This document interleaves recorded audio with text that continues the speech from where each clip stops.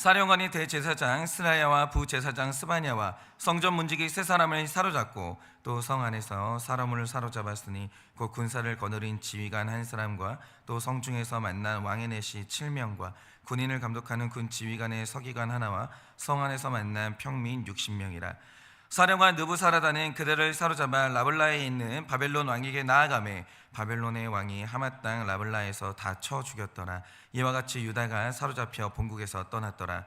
느부갓네살이 사로잡아간 백성은 이러하니라. 제7년에 유다인이 3023명이요 느부갓네살의 18째 예루살렘에서 사로잡아간 자가 832명이요 느부갓네살의 제23년에 사령관 느부사라단이 사로잡아간 유다 사람이 745명이니 그 총수가 4600명이더라.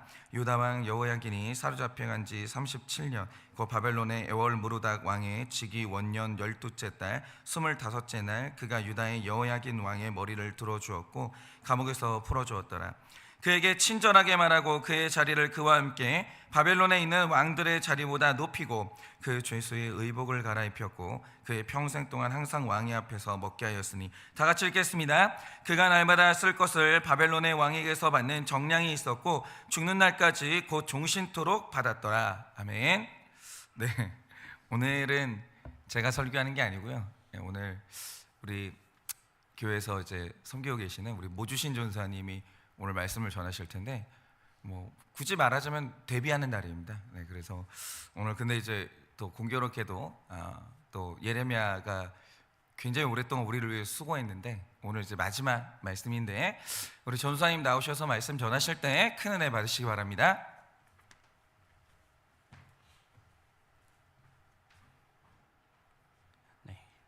오늘 말씀은 예레미야 말씀의 최종장입니다. 뭐든지 시작과 끝이 중요하다고들 하지요. 첫 아침 설교부터 이 거대한 이야기의 마지막을 맡게 되어서 굉장히 마음이 무겁지만 순종하는 마음으로 이 자리에 섰습니다. 여러분께서도 순종하는 마음으로 말씀에 귀 기울여 주시길 간곡히 부탁드립니다. 오늘 말씀에는 요호아긴이 등장합니다. 요호아긴은 18살에 유다의 왕이 되었습니다. 요호아긴이 유다를 다스리던 지 3달이 되었을 때 유다는 바벨론의 느부갓네살에게 황급하고 포로가 되었습니다. 오늘 본문 31절을 보니까 느부갓네살이 요호아긴을 37년 만에 감옥에서 풀어줍니다. 그리고 그는 왕의 식탁에 앉아서 제수의 옷을 벗고 왕의 음식을 먹습니다. 느부갓네살은 왜 37년 만에 포로였던 유다의 왕 요호아긴을 풀어주었을까요? 그 답을 오늘 말씀을 통해 찾아보고자 합니다. 바벨론의 느부갓네살은 하나님을 섬기고 하나님의 사람을 잘 대해주면 바벨론이 구원받을 것이라 생각했습니다. 그래서 요호아긴의 머리를 들어주며 왕의 식탁에서 평생 먹도록 했습니다. 그런데 바벨론은 왜 구원받지 못하고 하루아침에 페르시아에게 멸망당하고 말았습니까? 그 이유를 다니엘서를 통해 알아보고자 합니다. 다니엘서를 보면 요호아긴의 아버지 요호아김이 다스린 지 3년이 되던 해 유다는 바벨론에게 포위당했고 바벨론은 성전의 그릇과 함께 왕족과 귀족 중에서 지혜로운 소년을 데려와 바벨론의 학문과 언어를 배우게 했고 왕의 음식을 먹게 했습니다. 바벨론으로 잡혀간 소년들 중엔 다니엘과 하냐냐와 미사엘과 아사랴가 있었습니다. 그들은 뜻을 정하여서 왕의 음식을 먹지 않고 채식을 하게 해달라고 요청합니다. 왜 다니엘과 3명의 소년들은 왕의 음식을 거부했을까요? 바로 그 음식에는 우상들에게 바쳐졌던 제물과 하나님의 율법이 금한 부정한 것들이 섞여 있었기 때문입니다. 그들을 감독했던 관리는 그들이 마르게 된다면 자신의 목숨이 위태로울까 봐 걱정했지만 소년들이 요구하는 대로 10일 동안 채식과 물만 먹도록 하였습니다. 10일 후 결과로는 모두가 아시다시피 채식을 한 소년들의 얼굴은 다른 소년들보다 아름답고 살이 더 오르게 되었습니다. 그렇게 다니엘과 세 소년들은 바벨론에서 우상을 섬기지 않고 첫 번째 하나님만을 섬김으로 하나님의 살아계심을 보여주었습니다. 우리가 여기에서 기억해야 할 것은 그 음식들이 우상에게 바쳐진 음식이었다는 것입니다. 이 사실을 기억한 채 바벨론의 멸망의 이유를 다니엘서에서 계속 찾아보도록 하겠습니다. 느부갓네살이 어느 날 바벨론에 금신상을 세웁니다. 느부갓네살은 금신상 낙성식에 모든 바벨론의 관리들을 참여하게 하고 금신상에 절하도록 명령했습니다. 느부갓네살은 만약 절하지 않으면 타오르는 풀무불 속에 던져 넣겠다는 협박을 합니다. 그때 금신상에 절하지 않은 3명의 사람들이 있었습니다. 이른바 다니엘과 세 친구라는 3명의 소년들이었습니다. 느부갓네살은 이들에게 한 번 더 기회를 주지만 이들은 금신상에 절하지 않았고 그대로 풀무불에 던져지게 됩니다. 그러나 이들은 하나님의 함께 하심으로 머리털도 그을림을 잊지 않고 구원을 받게 됩니다. 이들을 보게 된 느부갓네살은 이렇게 고백합니다. 다니엘 3장 28절부터 29절 말씀입니다. 느부갓네살이 말하여 이르되 사드락과 메삭과 아벳느고의 하나님을 찬송할지로다. 그가 그의 천사를 보내사 자기를 의뢰하고 그들의 몸을 바쳐 왕의 명령을 거역하고 그 하나님 밖에는 다른 신을 섬기지 아니하며 그에게 절하지 아니한 종들을 구원하셨도다. 그러므로 내가 이제 조서를 내리노니 각 백성과 각 나라와 언어를 말하는 자가 모두 사드락과 메삭과 아벳느고의 하나님께 경솔히 말하거든 그 몸을 쪼개고 그 집을 거름토로 삼을지니 이는 이같이 사람을 구원할 다른 신이 없음이라 하더라. 느부갓네살은 사드락과 메삭과 아벳느고의 금신상 사건을 통해서 하나님의 살아계심을 인정하게 되었습니다. 이 외에도 거대한 신상에 대한 꿈을 꾸었을 때 어느 바벨론의 술사들도 꿈을 해석하지 못했으나 누가 그 꿈을 해석합니까? 하나님을 의지했던 다니엘입니다. 다니엘이 해석한 것이 아니라 하나님께서 그 뜻을 풀어주신 것입니다. 그렇기에 느부갓네살은 하나님께서 참 신이시라는 사실을 이미 수많은 경험을 통해서 알고 있었던 것입니다. 그래서 느부갓네살은 하나님을 섬기는 하나님의 사람을 잘 대해주면 바벨론이 멸망당하지 않고 구원받을 수 있다고 생각했을 것입니다. 그래서 오늘 본문에 등장하는 여호와긴을 37년 만에 왕의 식탁에 앉게 하고 친절하게 대했습니다. 하나님을 섬기고 하나님의 사람을 잘 섬겼는데도 왜 바벨론은 하루아침에 멸망하게 되었을까요? 왜 그렇다고 생각하십니까? 우리는 이것에 대한 답을 다니엘과 세 친구들이 거부했던 우상에게 바쳐진 음식들에서 찾을 수 있습니다. 요아긴이 왕의 식탁에 앉았다고 합니다. 그럼 이때 그 식탁에 올려진 음식이 무엇이었겠습니까? 네, 바로 우상에게 바쳐졌던 음식이었습니다.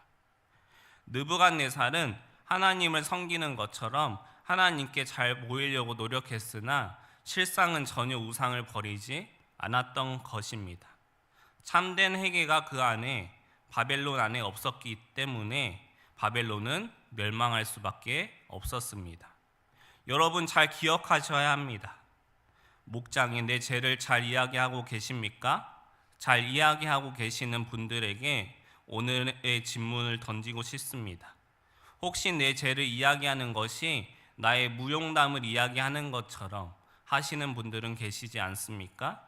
겉보기에는 제 고백을 매우 잘하고 회개를 잘하는 것처럼 보이나 실상은 여전히 그 죄를 사랑하고 느부갓네살처럼 섬기는 모습을 보이지는 않느냐는 것입니다. 저는 느부갓네살과 같이 하나님과 동시에 사랑하는 것이 있습니다. 바로 맥주입니다. 저는 대학생 때부터 맥주를 참 좋아했습니다.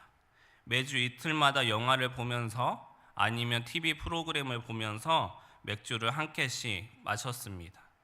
맥주의 톡 쏘는 맛이 참 시원하고 달콤한 맛이 나더라고요. 제가 다녔던 대학교 캠퍼스에는 알콜랜드라고 불리는 밤마다 캠퍼스에 술 마시는 구역이 있었습니다.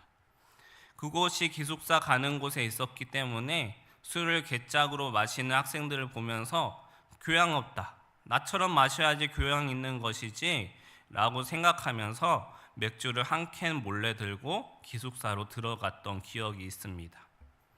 최근에 안 사실인데 맥주를 한 캔씩 마시는 것이 술을 개짝으로 마시는 것보다 심각한 중독이었다는 사실을 알게 되었습니다. 아시는 성도님도 계시겠지만 저는 대학생 때 예수전도단에서 훈련을 받고 캠퍼스 리더로 섬겼습니다. 그러나 그때도 여전히 양육하는 학생들에게 세상과 구별된 삶을 살아야 된다고 말을 하면서도 매주 한 캔씩, 두 캔씩 했습니다. 신대원에 들어가면서 술을 하지 말라는 학칙이 있어서 맥주를 잠깐 멀리 했었지만 완전히 끊어진 것은 아니었습니다. 결혼 후 1년에 한두 번씩 기분을 내기 위해서 혹은 기분이 좋지 않아서 맥주를 마셨습니다. 자주 마시는 것보다 참았다가 오랜만에 마시니 그때마다 마시는 맥주의 맛이 아주 꿀맛 같더라고요. 매번 취하지는 않았지만 어린 영혼을 양육하는 사역자로서 그리고 한 가정의 아버지로서 가정의 신앙을 바르게 세워야 했으나 맥주 한 캔도 포기하지 못하며 내 욕구를 하나님과 겸하여 섬기는 제 모습이 있었습니다. 그래서 제가 느부갓네살입니다.